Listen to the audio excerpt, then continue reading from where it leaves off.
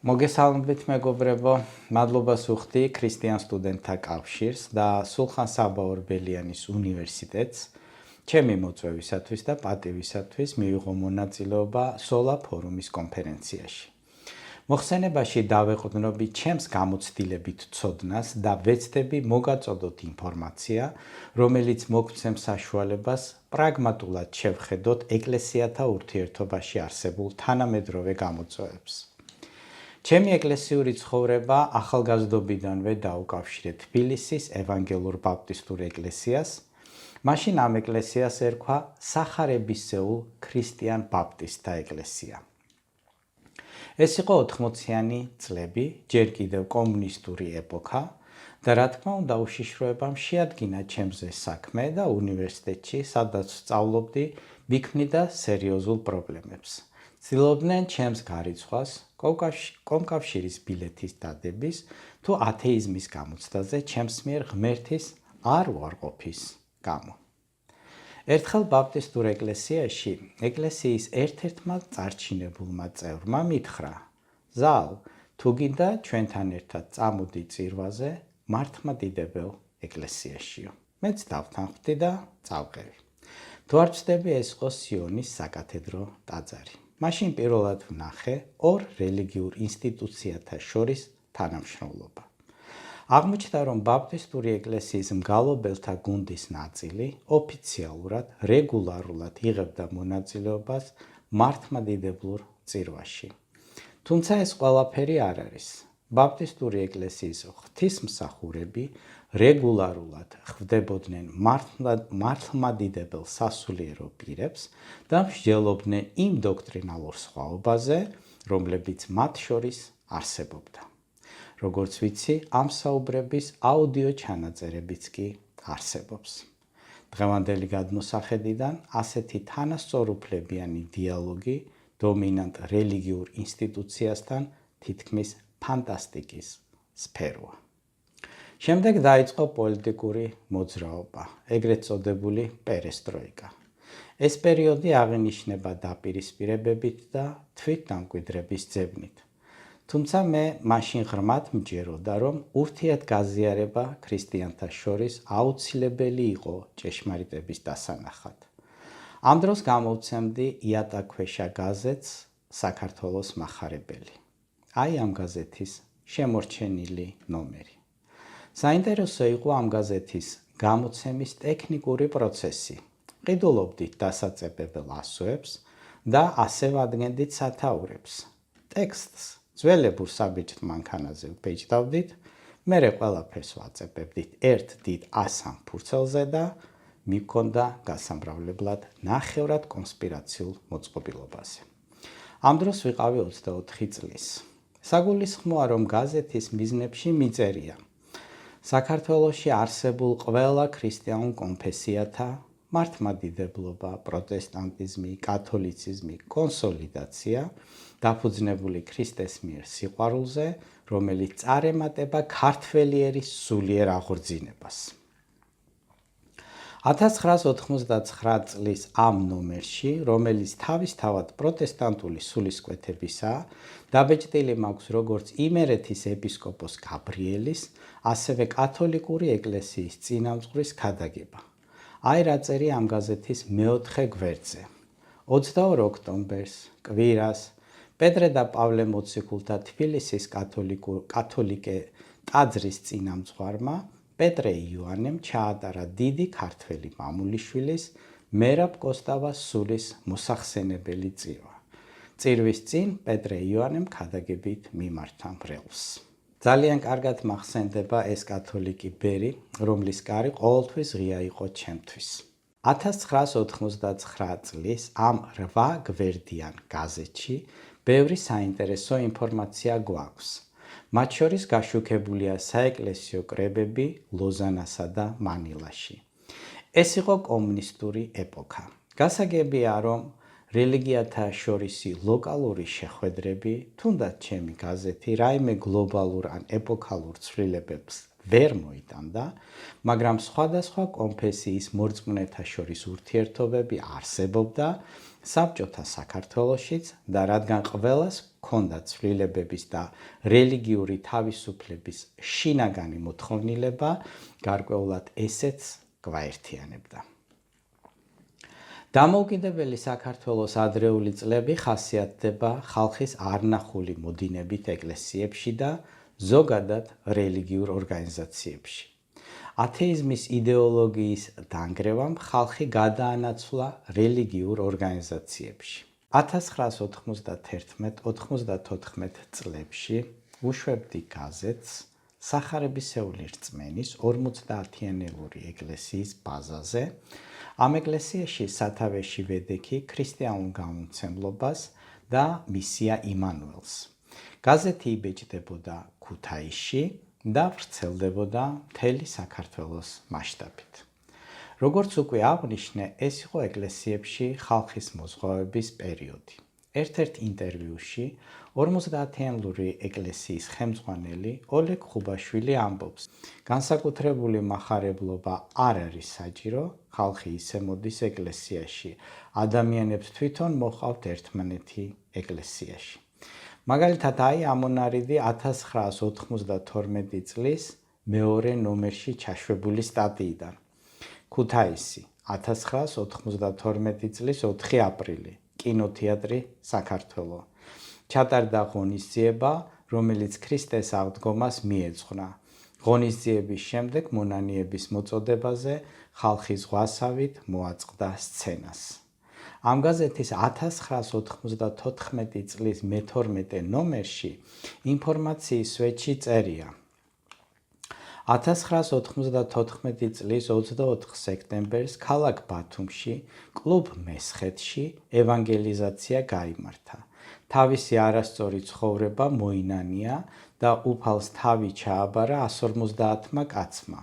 მეორე დღეს, 25 სექტემბერს, კვირას, ბათუმში, საზაფხულო კინოთეატრის კლუბში მოინანია 300 ადამიანმა, ხოლო იმავე დღეს, საღამოს მსახურებაზე, ქობულეთის სამხედრო ტურბაზის კლუბში ახალი ცხოვრების დაწყების სურვილი გამოთქვა 150 პიროვნებამ. და ეს მოვლენები ხდებოდა არა მხოლოდ სახარების რწმენის 50-იანლურ ეკლესიაში, არამედ ევანგელურ ბაპტისტურ და სხვა ეკლესიებშიც. ეს არის პერიოდი, როდესაც აღარ არის სახელმწიფო კონტროლი რელიგიურ ორგანიზაციებზე. ამ დროს იქმნება და ყალიბდება ახალი რელიგიური ორგანიზაციები, ასპარეზზე გამოდიან დამოუკიდებელი სასულიერო პირები, მოწოდებული ადამიანები ცდილობენ იყვნენ სრულიად განხორციელებულნი და თვითმყოფადები. პროტესტანტული ეკლესიების არსებული ხელმძღვანელები არ იყვნენ მზად ასეთი სწრაფი ცვლილებებისათვის, შესაბამისად გადამეტებული იყო როგორც მიუღებლობა, ასევე სწრაფი გადაწყვეტილებებიც. შიგა დაპირისპირებებმა ბევრი მოწოდებული ადამიანი თან ჩაიყოლა, მათ შორის მსახური ქალებიც. ამ პერიოდის ძლიერ და სუსტ მხარეებს დღესაც აქვს ზეგავლენა ევანგელურ მოძრაობაზე საქართველოში.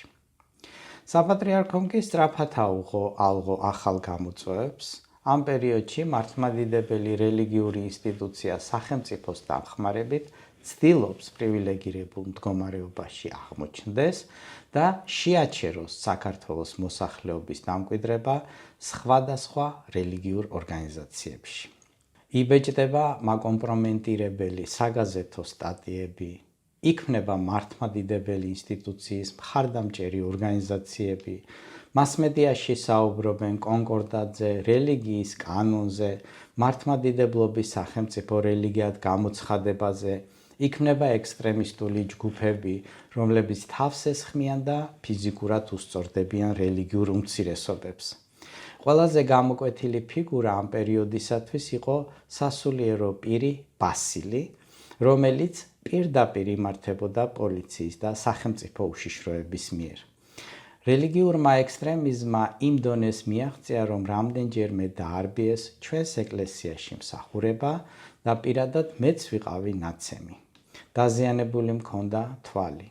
საკვირაო მსახურების პროცესში ეკლესიიდან რამდენიმე ადამიანი ქუჩაში და სახლის სახურავზე მორიგეობდა, რომ შორიდანვე შეგვემჩნია მოძალადეთა ჯგუფი და თადარიგი დაგვეჭირა.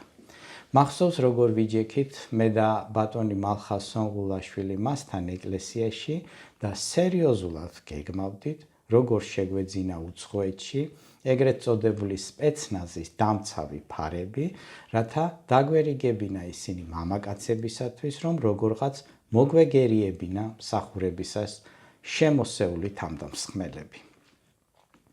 ამ პერიოდში ჩვენმა ეკლესიამ საკუთარი უფლებების დასაცავად გაიარა სხვადასხვა ინსტანციის 5 სასამართლო პროცესი პოლიციის და კრიმინალური ექსტრემისტული რელიგიური დაჯგუფებების წინააღმდეგ. ევანგელური ეკლესიის მსახურთა მცირე ნაწილმა უარყოფითად შეაფასა ჩვენი ამ გზით სიარული, მიუხედავად ამისა, ჩვენ არ შეგვიცვლია ჩვენი გადაწყვეტილება იურიდიულად და ხმამაღლად დაგვეცვა ჩვენი უფლებები. მოდით ვნახოთ რამდენიმე წუთიანი ვიდეო, რომელიც ცხადად აღწერს ამ პერიოდში მიმდინარე მოვლენებს. და სული წმინდა მიმოქმედა მასზე და ყველას გულებს ხვდებოდა და ეუბნებოდა შენ ცოდვილი ხარ, შენ ცოდვილი ხარ, შენ ცოდვილი ხარ. ქრისტიანული ცხოვრებით თქვენ გჭირდებათ მონანიება, თქვენ გჭირდებათ იესო ქრისტეს სისხლით გამბარვა, რომ ყველანი იყვნენ გახსნილი და გადარჩენილი.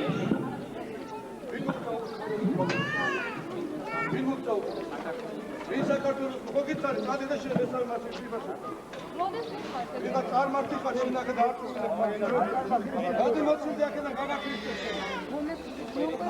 მოცილდი ახლა აქედან და მე შეგაჩვენებს ეს როგორ უნდა ვიტიგები დატარება. ვიტიგი არ არის.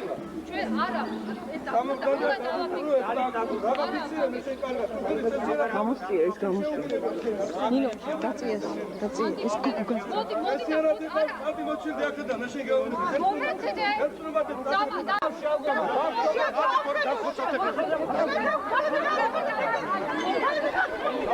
ვასილი მოვიდა მამა ვასილი მოვიდა გადაიღო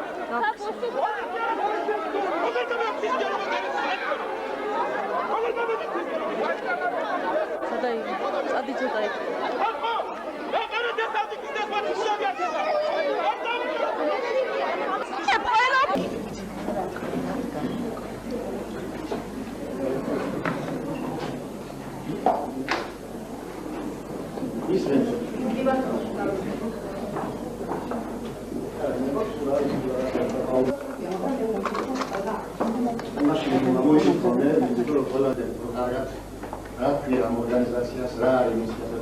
ეს არის სახარებისეულ ქრისტიანთა ეკლესია. შეიძლება ჩვენ ამას ვუწოდოთ ევანგელისტები, ესე მოკლედ, იმიტომ რომ ბერძნული სიტყვა ევანგელია იგივე ქართულად სახარებას ნიშნავს. რელიგიური ორგანიზაცია არავითარი კონცერტებს არ მართავდა. აი ეს უნდა აღნიშნოს, რომ მოსახლეობას ეს ხალხი აწუხებდა. გალობენ რო წერია, კი არა გალობენ.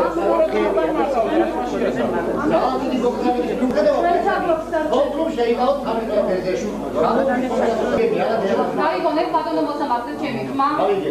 ხო, მე როგორც მოქალაქე მაქვს უფლება თავისუფალი მქონდეს ჩემი აღსარებლობა და ეს ჩემი კონსტიტუციური უფლება დარღვეული იყო სახელმწიფო ორგანოს პოლიციის მიერ მეტი არავითარ ფაქტს და ინციდენტს აქ არ გქონია ადგება. გასაგებია. რომ არ მოусმინოთ ასეთ რაღაც აპატიად რაღაც პრობლემას არ მოუხდენია რაღაცა. ესენი არიან არა ქართველები, ესენი არიან საქართველოს მოღალატეები, ესენი არიან მერტის მოღალატეები, რომლებიც დადიოდნენ ქუჩაში, მოსახლეობას შემრევლს აწუხებენ, გამოდიან მერტის სახელით, არავითარი მერტი არ ასწავლამად. ეს მოვიდნენ საზღვარ გარეთის ხალხის დამცველებით აკედა. ესენი მართებია. არა, როგორ შევიდაო, ბატო? აქ იყვნენ მოსახლეობას სამრავალ როგორ შევიდაო? უარყოფენ მან ვანდებულ დაწყებას ძალიან მოდ მომისმინეს სამწესში რა მოხდა. მომისმინეს ჩვენ როდესაც მივედი მომისი სიტყვა ძალიან მოდ მომცეს სიტყვა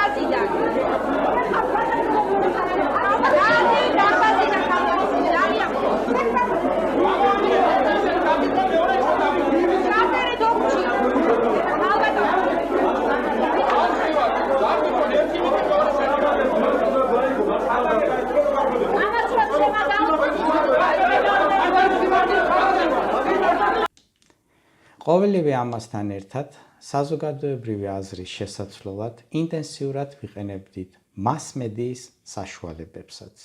დღეს ჩვენ რელიგიურ პრობლემებზე ვისაუბრებთ.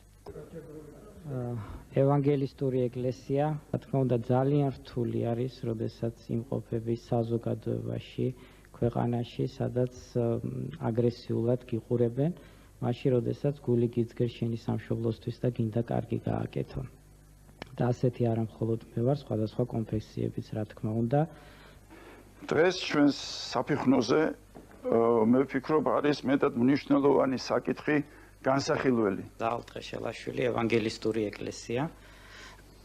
მე ვფიქრობ, რომ უაღრესად საჭირო როდო და საჭირო კითხვა არის, თუ რა არის სამოქალაქო საზოგადოება. თანასწორობა და აღმსარებლობის თავისუფლება ამ ბოლო დროს სულ უფრო ხშირად ირღვევა. შემიძლია ვთქვათ, რომ ეს მოვლენა არ არის არც ქართული და არც მართლმადიდებლური მოვლენა. მაგრამ არის პიროვნებები, რომლებსაც არ უშლიან ხელს, არამედ პირდაპირ ხელს უწყობენ იმისათვის, რომ ასეთი პრობლემები შეიქმნას ქვეყანაში. მიუხედავად ყოვლის მომცველი ბრძოლისა, გრძნობდით, რომ აუცილებელი იყო რელიგიურ გაერთიანებათა ერთობლივი ძალისხმევა. პირველი რაც მახსოვს, ეს იყო შეხვედრა, რომელიც შედგა ბატონ მალხა სონგულაშვილთან სახლში, მისი ინიციატივით. შეხვედრაზე ვიმყოფებოდით მე და ოლეგ ხუბაშვილი. თუმცა ამ შეხვედრას განსაკუთრებული შედეგი არ მოჰყოლია. ამის შემდეგ ბატონ მალხა სონგულაშვილის ძალისხმევით რამდენიმე რელიგიურმა ორგანიზაციამ შეძლო ჩამოეყალიბებინა ეგრეთ წოდებული საქართველოში არსებულ რელიგიურ გაერთიანებათა სამუშაო ჯგუფი, რომელშიც შედიოდნენ ქრისტიანული რელიგიური გაერთიანებები, მათ შორის კათოლიკური, ევანგელურ-ბაპტისტური, ლუთერული და სომეხთა მართლმადიდებლური ეკლესია. ამ ჯგუფთან მჭიდროდ თანამშრომლობდა ჩვენი ეკლესიაც.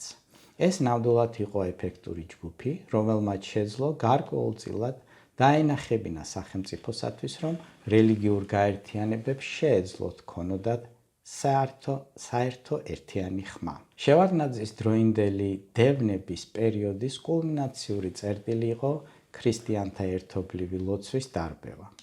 2003 წლის იანვარში ამ ლოცვაში ჩვენი ეკლესიაც იღებდა მონაწილეობას. სახელმწიფოს დავალებით განკვეთილმა სასულიერო პირმა ბასილმა და მისმა ექსტრემისტულმა ჯგუფმა გადაწყვიტეს ევანგელურ-ბაპტისტური ეკლესიისაკენ მიმავალი გზა გადაეკეტათ და მათ არ შეუშვეს ერთობლივ ლოცვაზე მიმავალი ადამიანები. ფაქტიურად მათ ჩაშალეს ეს ღონისძიება. ერთობლივი ძალისხმევის შედეგად ამ ინციდენტს მოჰყვა საერთაშორისო გამოხმაურება, რომელმაც მოახდინა ზეწოლა საქართველოს მთავრობაზე და საქართველოს პრეზიდენტი ბატონი ედვარდ შევარდნაძე იძულებული გახდა დემონსტრაციულად დასწრებოდა ევანგელურ-ბაპტისტურ ეკლესიაში გამართულ შეხვედრას, რომელშიც მონაწილეობდნენ ქრისტიანული ეკლესიების ხელმძღვანელები, მათ შორის ჩვენი ეკლესიაც. შეხვედრას ესწრებოდნენ საქართველოში აკრედიტებული ყველა წამყვანი ქვეყნების ელჩები. საქართველოს პრეზიდენტმა დადო პირობა, რომ თავდასხმები დასრულდებოდა, თუმცა ეს პირობა არ შესრულდა. შეგვიძლია ვთქვათ, რომ იმ ბნელ და არასტაბილურ პერიოდში, როდესაც საქართველოს სახელმწიფო ჯერ კიდევ ჩამოყალიბების პროცესში იყო, ერთ-ერთი ძლიერ გარღვევას რწმენის თავისუფლების გზაზე წარმოადგენდა ჩვენი საქართველოს ევანგელისტური ეკლესიის და საქართველოს პარლამენტის დაპირისპირება საკონსტიტუციო სასამართლოში. ჩვენ ვითხოვდით საქართველოს კანონმდებლობის ისეთ ცვლილებას, რომლის შედეგადაც ყოველგვარი სახელმწიფო ნებართვის გარეშე შევძლებდით საჯარო სივრცეში ქადაგებას, გალობას და მსახურების ჩატარებას. ადვოკატირებას გვიწევდა ქალბატონი ლია მუხაშავრია, ორგანიზაცია კონსტიტუციის 52 მუხლის ხელმძღვანელი და ქალბატონი თინა ხიდაშელი, ახალგაზრდა იურისტთა ასოციაციის მაშინდელი ხელმძღვანელი. რამდენიმე წლიანი იურიდიული ბრძოლის შემდეგ მოვიპოვეთ გამარჯვება. შედეგად შევიდა ცვლილებები კანონში დემონსტრაციების და მანიფესტაციების შესახებ და დღეს რუსეთისა და ბელორუსისაგან განსხვავებით საჯარო სივრცეში ქადაგებას, გალობას ან სხვა სახის თავისუფალ გამოხატვას აღარ სჭირდება სპეციალური შეთანხმება სახელმწიფო ორგანოებთან, რადგან სანქციების მოთხოვნა გავაუქმეთ. ამ სიკეთით დღეს მთელი საქართველოს სარგებლობს. ვარდების რევოლუციის შემდეგ მოსულმა მთავრობამ ახალი ძალით დაიწყო საპატრიარქოს გაძლიერება, შესაბამისად რელიგიური თავისუფლებისა და თანასწორუფლებიანობის ხარისხმა გააგრძელა დაღმასვლა.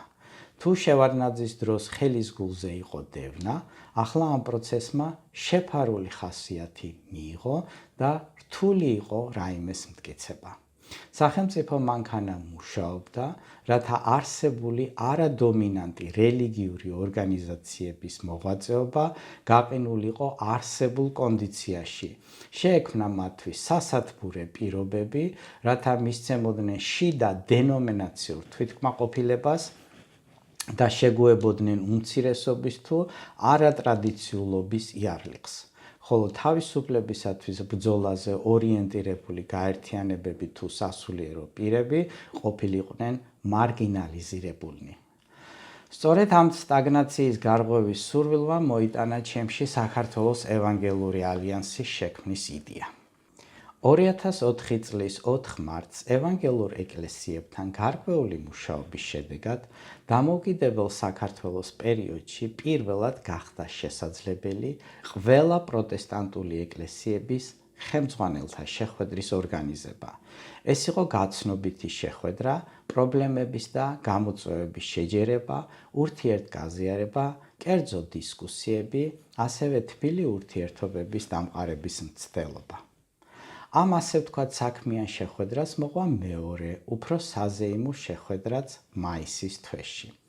მინდა აღვნიშნო, რომ განსაკუთრებით აქტიური იყო მეშვიდე დღის ადვენტისტური ეკლესია, რომელმაც თავისი შენობა დაგვითმო. შეხვედრას, რომელსაც ესწრებოდნენ საქართველოში არსებული ყველა დიდი თუ პატარა პროტესტანტული ეკლესიის ხელმძღვანელები, წინ სერიოზული სამუშაოები უძღოდა. ჩამოფრინდა ევროპის ევანგელური ალიანსის წარმომადგენელი, მივიღეთ მისასალმებელი წერილები მსოფლიო ევანგელური ალიანსის ხელმძღვანელისაგან, ასევე ევროპის სხვადასხვა ქვეყნების ალიანსების ხელმძღვანელებისაგან.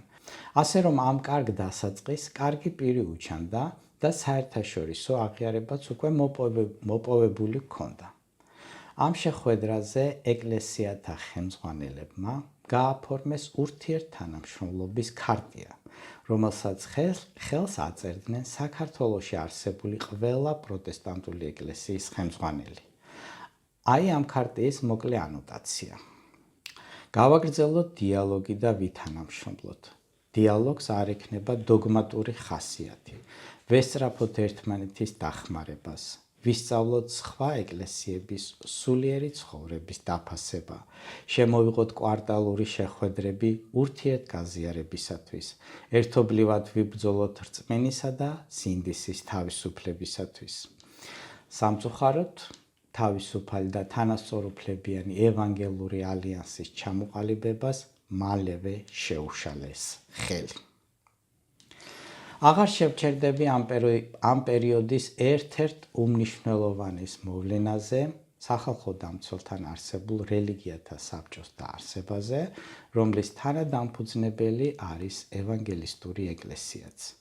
ვიცი, რომ ამ ორგანიზაციის ცვლილზე საქართველოში თავისუფლების ხარისხის გაუმჯობესების მიმართულებით ფართოდ ისაუბრებს ამ კონფერენციაში მონაწილე სხვა გამოსვლელი.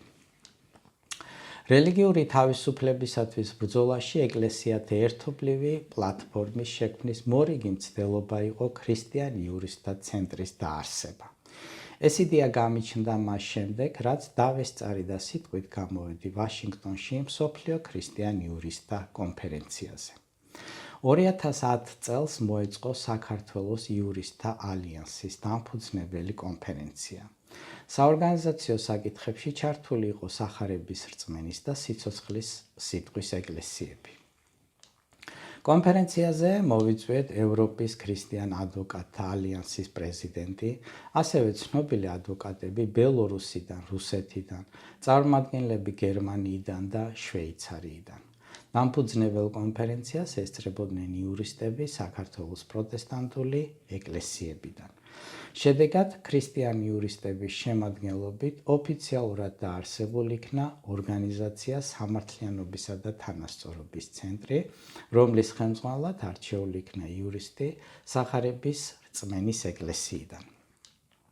ამ ორგანიზაციას ჰქონდა სრული ცნობადობა ევროპაში და ამერიკაში.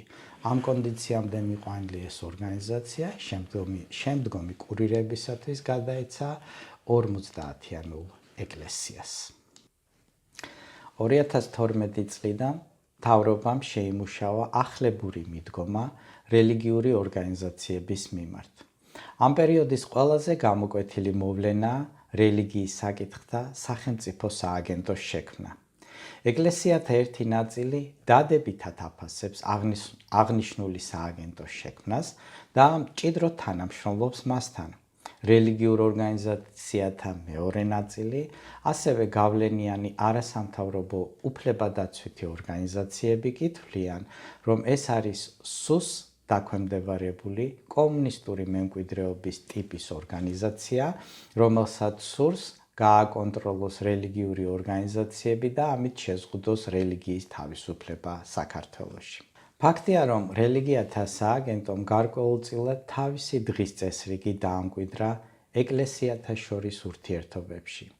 შესაბამისად, რელიგიურ წრეებში მიმდინარე ზოგიერთი მოვლენა, მათ შორის რელიგიური ორგანიზაციების თანამშრომლობა თუ ერთი ქოლგის ქვეშ იურიდიულ საფუძვლებზე გაერთიანება, შესაძლებელია ინსპირირებული იყოს თვით სახელმწიფოს მხრიდან.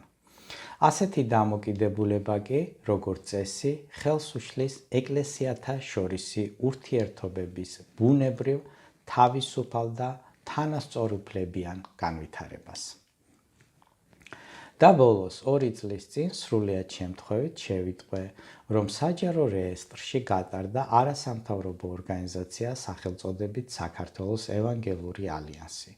ჩემთვის უცნობია თუ ვისი პროექტი იყო მისი შექმნა, ვიცი მხოლოდ ის, რომ მას აქვს დოქტრინალური წესდება, მასში გაერთიანებულია 3 ეკლესია, რომლებიც მჭიდრო კავშირშია სახარების რწმენის 50-იან ეკლესიასთან და თუ არ ვცდები, კიდევ ერთი დამოუკიდებელი რელიგიური ჯგუფია მათთან დაკავშირებული. ინფორმაცია საჯარო სივრცეში მათი 2 წლიანი საქმიანობის შესახებ არ მოიპოვება, გარდა ერთი წერილისა, რომელიც ამ ორგანიზაციის სახელით დაიწერა 5 ივლისის მოვლენებთან დაკავშირებით. დასკვნის სახით რა შეიძლება ვთქვათ? დღეს არ არის რელიგიური თავისუფლება. სახელმწიფო ერევა რელიგიური ორგანიზაციების საქმიანობაში, დაფინანსებით, მოსმენებით, კონტროლით. ამასთან ორმაგი სტანდარტი გააჩნია სხვადასხვა რელიგიური ორგანიზაციების მიმართ.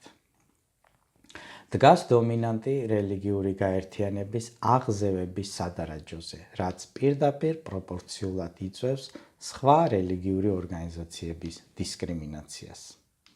მე მჯერა, რომ მხოლოდ თავისუფალ პრინციპებზე დაფუძნებული ერთობა გამოიღებს საზოგადოებისათვის სასიკეთო ნაყოფს. სხვა ყველანაირი ერთობა იქნება ბუტაფორია და შედეგის არ მქონე. ჩვენ გვჭირდება ნამდვილი თავისუფლება, რომლისთვისაც დღესაც იბრძვის ჩვენი ეკლესია და დღესაც გადის სასამართლო პროცესებს. დიდი მადლობა.